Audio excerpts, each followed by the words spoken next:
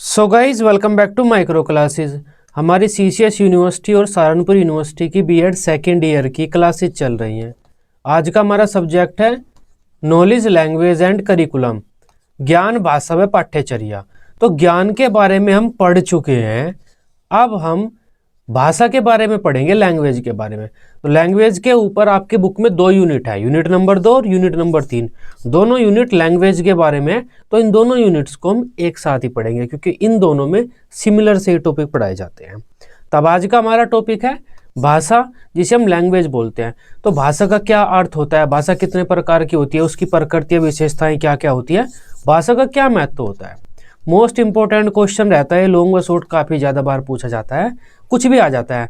इसका अर्थ, प्रकार, प्रकृति, विशेषताएं, महत्व, तो अलग अलग काफ़ी सारे क्वेश्चन इस एक क्लास में इंक्लूड है। तो ये इंपॉर्टेंट क्लास हो जाती है आपके लिए।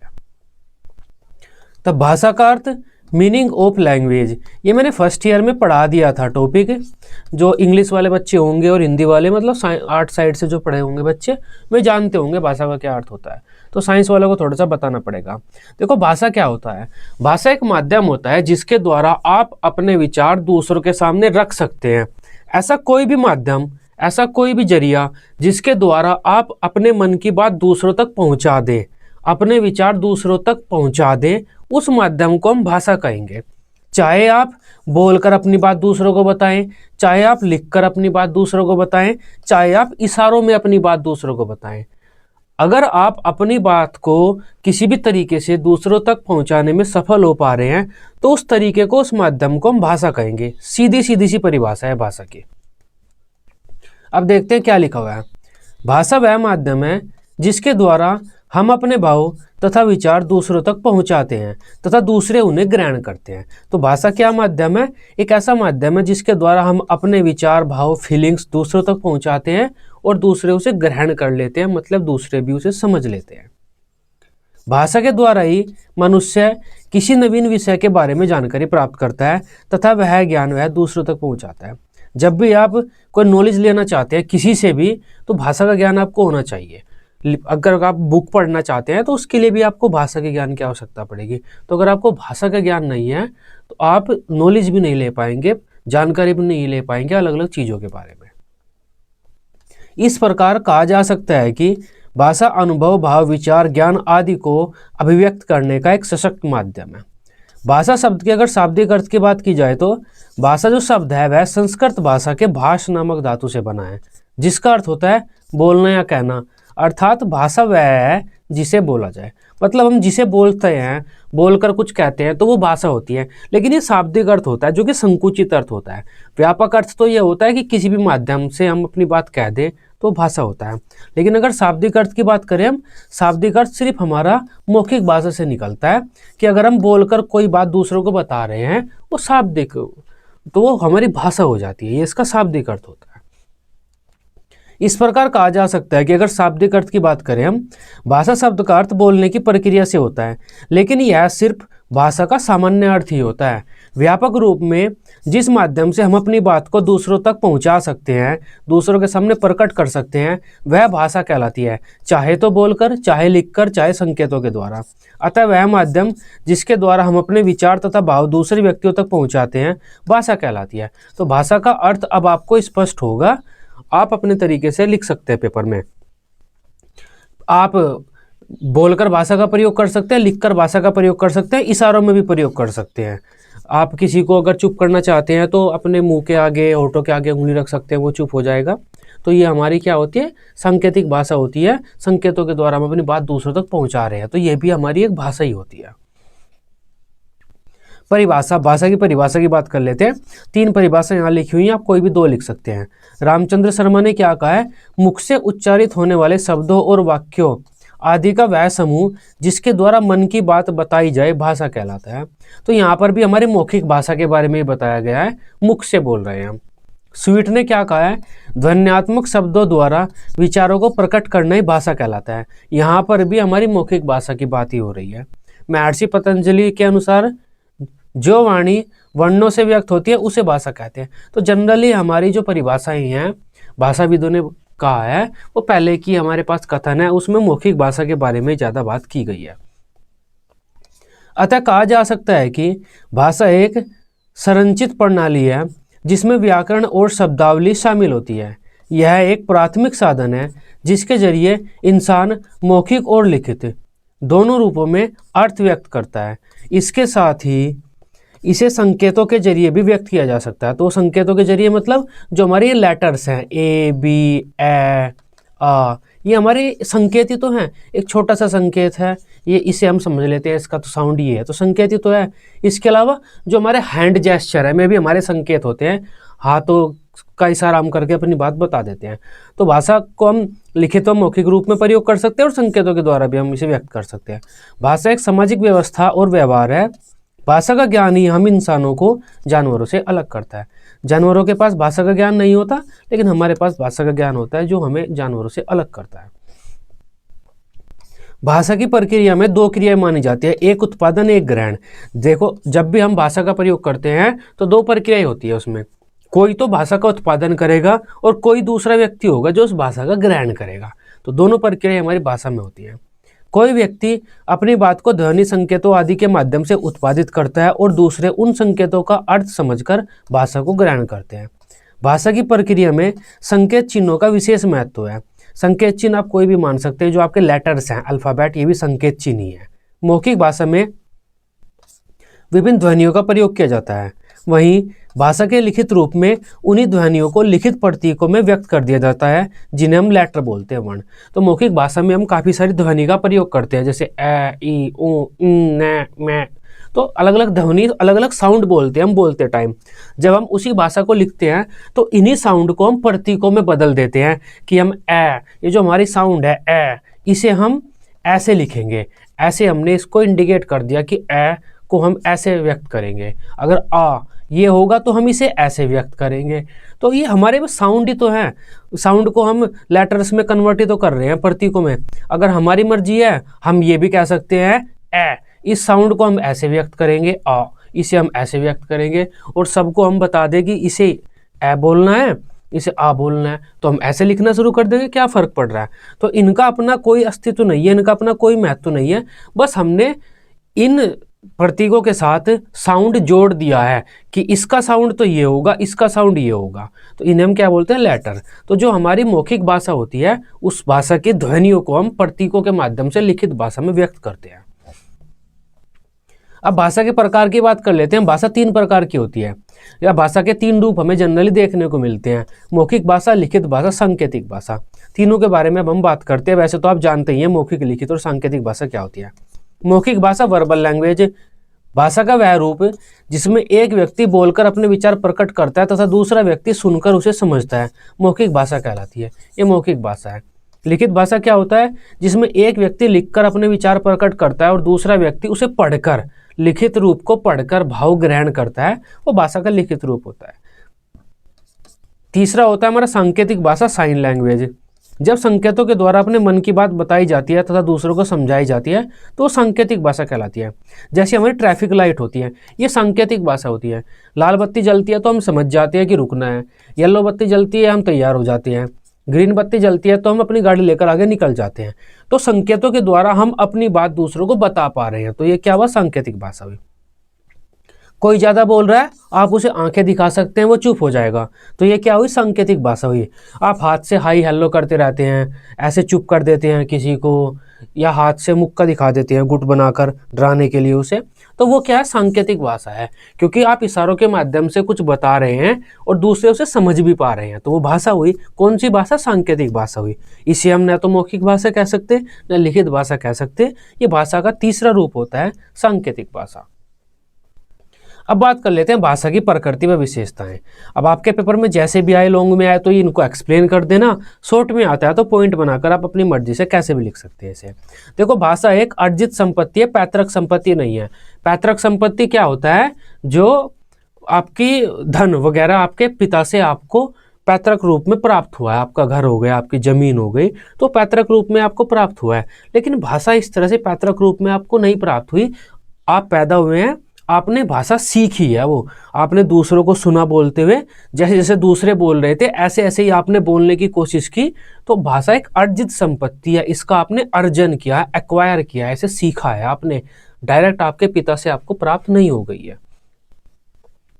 नेक्स्ट है, भाषा एक सामाजिक वस्तु है, निजी नहीं। तो भाषा समाज में व्याप्त करती है, प्रत्येक समाज की अपनी भाषा होती है, किसी एक निजी व्यक्ति की अपनी भाषा नहीं होती, भाषा समाज की होती है।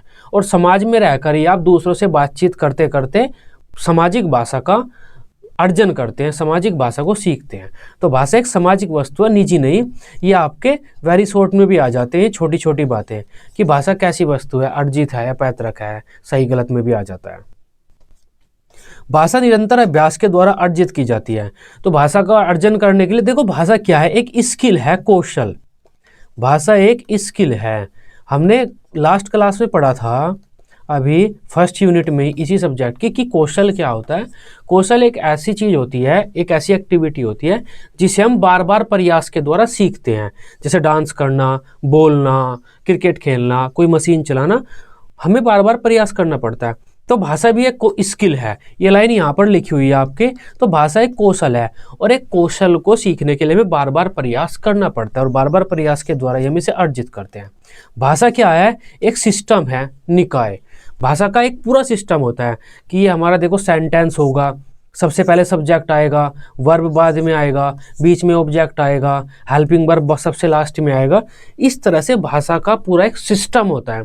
अगर आप उसे बिगाड़ देंगे तो दूसरों को भाषा समझने में कठिनाई होगी। तो भाषा का एक प्रॉपर सिस्टम होता है, प्रॉपर ग्रामर होती है, उसी के अकॉर्डिंग, उसी सिस्टम के अकॉर्डिंग आपको अपनी बात दूसरों को कहनी पड़ती है, और दूसरे उसी सिस्टम के अकॉर्डिंग आपकी बात समझते हैं। नेक्स्ट है, भाषा परिवर्तनशील होती है। देखो, भाषा बिल्कुल फिक्स नहीं होती, भाषा परिवर्तनशील होती है। अगर आप भारत की 1950 की भाषा देखें और आज की भाषा देखें, 2024 चल रहा है, तो आप देख सकते हैं कि काफ़ी भाषा में परिवर्तन आ चुका है। तो भाषा परिवर्तित होती रहती है। आज से 10 साल बाद 2035 के समथिंग में आप भाषा देखेंगे तो कुछ ना कुछ बदल गई होगी। भाषा बदलती रहती है, भाषा परिवर्तनशील होती है। भाषा में नए शब्द जुड़ते रहते हैं, पुराने शब्द जिनका प्रयोग नहीं रहा वे अपने आप ही हटते रहते हैं। भाषा अभिव्यक्ति का साधन होती है। अभिव्यक्ति का साधन मतलब होता है अपने आप को व्यक्त करना। आप अपनी बात को बताना चाहते हैं, कहीं पर भी अपने आप को व्यक्त करना चाहते हैं, तो उसके लिए आपको भाषा का प्रयोग ही करना पड़ेगा। भाषा एक नियमबद्ध व्यवस्था है। देखो, भाषा के निश्चित नियम होते हैं, जो आपके ग्रामर में आप पढ़ते हैं, कितने सारे नियम भाषा के आप पढ़ते हैं। तो भाषा के निश्चित नियम होते हैं, नाउन के नियम, प्रोनाउन के नियम, सेंटेंस बनाने के नियम, वर्ब के प्रयोग के नियम।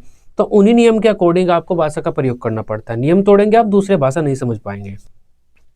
भाषा अनुकरणीय होती है, मतलब आप भाषा का अनुकरण कर सकते हैं। जैसा मैं बोल रहा हूँ वैसा ही आप बोल सकते हैं। तो भाषा का हम अनुकरण कर सकते हैं दूसरे की भाषा का।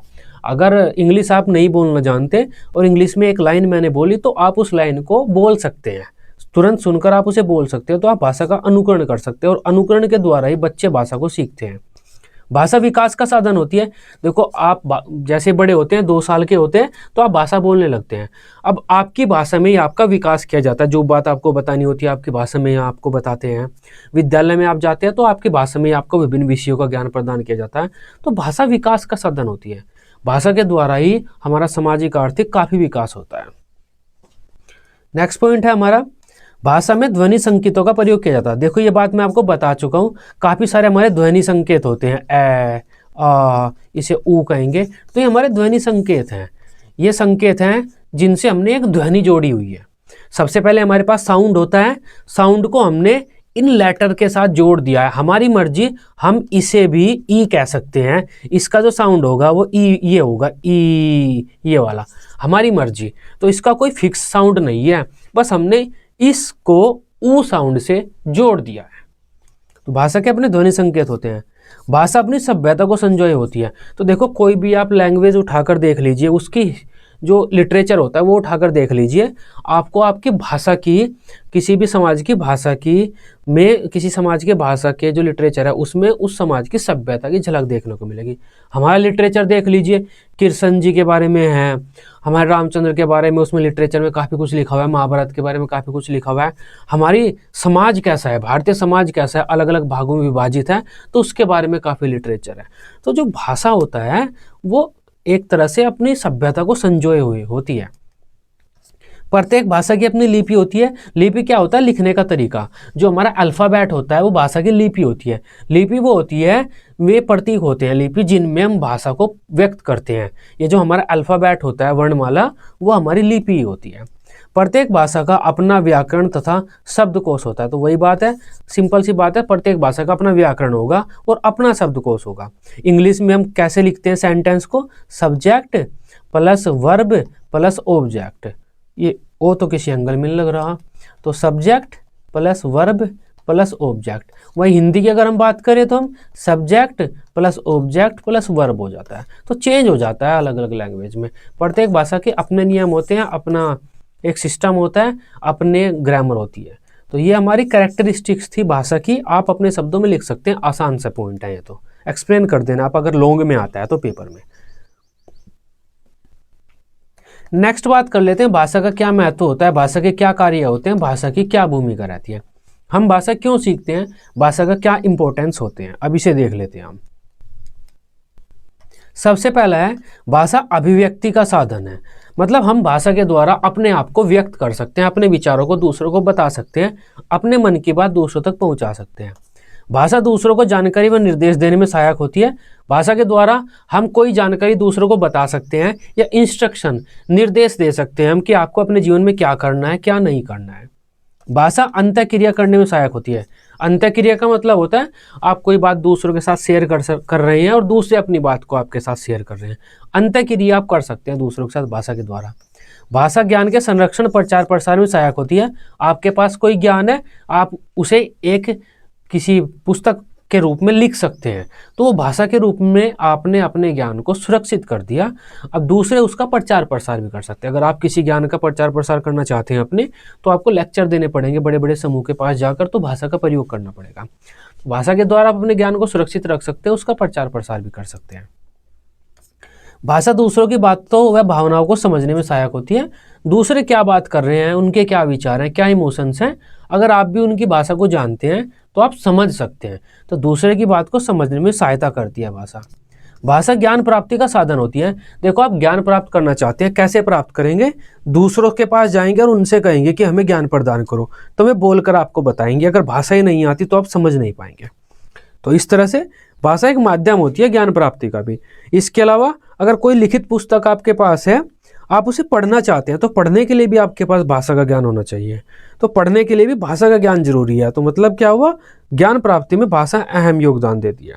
नेक्स्ट पॉइंट है, भाषा शिक्षा प्रदान करने का भी साधन होती है। अगर आप किसी को पढ़ाना चाहते हैं, कुछ किसी को ज्ञान प्रदान करना चाहते हैं, शिक्षा प्रदान करना चाहते हैं, तो उसके लिए भाषा का ज्ञान आपके पास होना चाहिए। भाषा समय के सदुपयोग में सहायता करती है।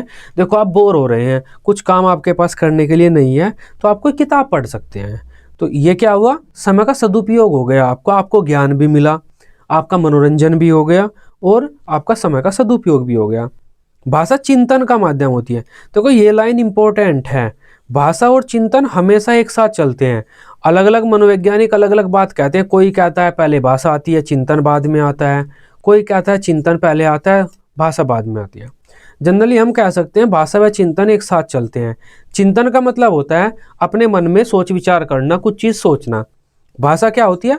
आप कुछ बोलते हैं। अब सोचो, आप अपने मन में कुछ चीज़ सोच रहे हैं तो किसी न किसी भाषा में तो सोचेंगे ना वो।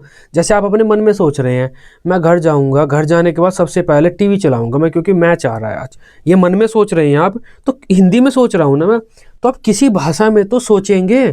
तो इसका मतलब क्या हुआ? चिंतन में भाषा की आवश्यकता है। अब मान लेते हैं आप भाषा का प्रयोग करना चाहते हैं, कुछ बोलना चाहते हैं, बिना सोचे तो बोलेंगे नहीं। बोलने के लिए पहले सोचना पड़ेगा ना, आप क्या बोलना चाहते हैं। तो इसका मतलब क्या हुआ? चिंतन में भाषा सहयोग करती है और भाषा चिंतन में सहयोग करता है। तो ये दोनों चीज़ें एक साथ चलती हैं। भाषा के बिना चिंतन नहीं हो सकता और चिंतन के बिना भाषा नहीं हो सकती। यहाँ पर हम एक चीज़ कह सकते हैं, जो हमारे गूंगे बहरे बालक होते हैं, जो बचपन से गूंगे बहरे होते हैं, उन्हें भाषा कोई नहीं आती, कोई भी भाषा उन्हें नहीं आती, क्योंकि वे ना बोल सकते ना सुन सकते। तब वे कोई चिंतन करते होंगे, कैसे करते होंगे ये चीज़ एक बार सोचना आप। तब वे मन मन में कोई बात सोचते होंगे अपने, कैसे सोचते होंगे इसके बारे में आप रिसर्च करना। भाषा सृजनात्मकता के विकास में सहायता करती है। तो भाषा आपको क्रिएटिव बना देती है, भाषा आपका विकास करती है और विकास में आपका सृजनात्मक विकास भी आता है। आप क्रिएटिव हो जाते हैं क्योंकि आप अपने मन में नई नई चीज़ें सोच सकते हैं किसी भाषा में। जब आप नई नई चीज़ें सोचते हैं, उन्हें ट्राई करते हैं, तो कुछ ना कुछ क्रिएशन आप कर ही देते हैं। भाषा राष्ट्रीय तथा सांस्कृतिक विकास में सहायता करती है। तो भाषा हमारे विकास का साधन होती है। भाषा काफ़ी सारे विकास में हमारे सहायता करती है, सृजनात्मक विकास में सहायता करती है, राष्ट्रीय और सांस्कृतिक विकास में सहायता करती है, बालकों के सर्वांगीण विकास में सहायता करती है, शारीरिक, बौद्धिक, नैतिक, चारित्रिक, ज्ञानात्मक, भावात्मक, कौशलात्मक सभी विकास में सहायता करती है। देखो एक बात है, जब अंग्रेजी को भारत में लाया जा रहा था और अंग्रेजी को इम्प्लीमेंट करने की बात कही जा रही थी कि भारत में शिक्षा का माध्यम अंग्रेजी बना देना चाहिए हमें, अंग्रेजों के टाइम की बात कर रहा हूँ मैं, हमारे निश्चयानंदन सिद्धांत जब चल रहा था उस टाइम के, तो ये कहा जा रहा था कि अंग्रेजी भाषा रिच है, स्ट्रोंग है। अगर हमने अंग्रेजी भाषा को भारत में भारतवासियों को प्रदान कर दिया तो भारतवासी भी एक तरह से इनका भी विकास हो जाएगा। जैसे हमारा विकास हुआ अंग्रेजों का, तो ऐसे भारतीयों का विकास हो जाएगा और ये भी अपनी आज़ादी के लिए लड़ने लगेंगे। तो इस वजह से कहा जाता है कि कोई भाषा किसी राष्ट्र का विकास कर सकती है। तो ये आज का हमारा टॉपिक था, लैंग्वेज क्या होता है, उसका क्या नेचर रहता है, उसकी क्या इंपॉर्टेंस रहती है। आई होप इस टॉपिक को अब आप समझ पाए होंगे।